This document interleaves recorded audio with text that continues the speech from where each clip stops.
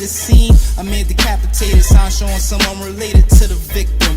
That must have hit him, had to get him around 5. Could tell by the look in his eyes, it happened not too long before they arrived. Took the man's friend on the beat to that corner store his son was at like every week. Said the last time he seen the boy, he just couldn't sleep. And reeked from over 100 hours without taking showers. Hold up, I think we just found our suspect.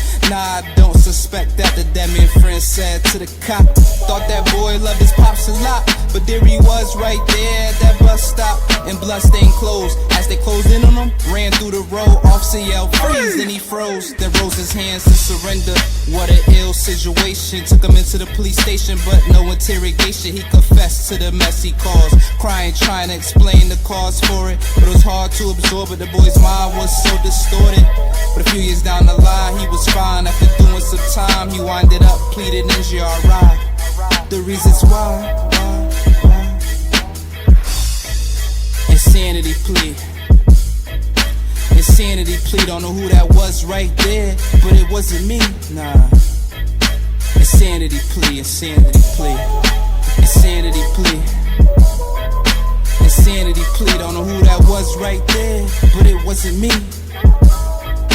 Insanity plea. Thousands of people labeled with bipolar disorder had stories similar to my own and fit Groff's criteria for a spiritual emergency.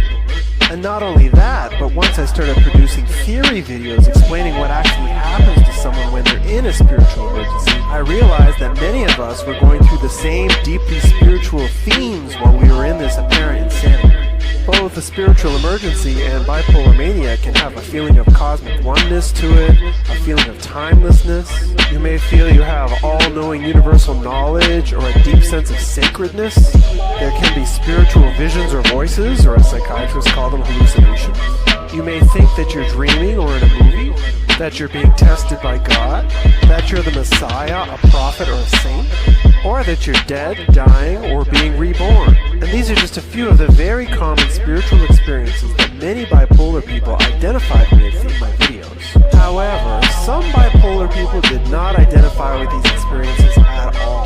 Not only did these people hate my videos, but they also hated me for making them.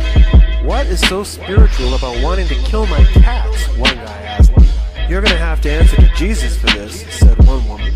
Apparently, for some people, bipolar mania had been almost an anti-spiritual experience. Some people suffered from very demonic hallucinations. Others endured severe paranoia or deep feelings of anger.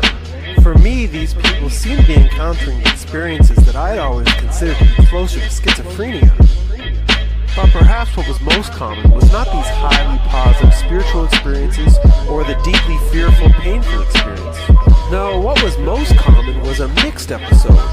Most people would experience both ends of the spectrum, the love and the fear, the joy and the pain, the good and the evil. It seemed to me that rather than being a separation between spiritual emergencies and bipolar disorder, there was a spectrum of experiences, from those dominated by love to those dominated by fear, with most people having a type of mixed episode which would lie somewhere in the middle, a mix of love and fear. And not only that, but the spectrum would go from spiritual emergencies to bipolar disorder all the way to schizophrenia, with no definitive break between the three.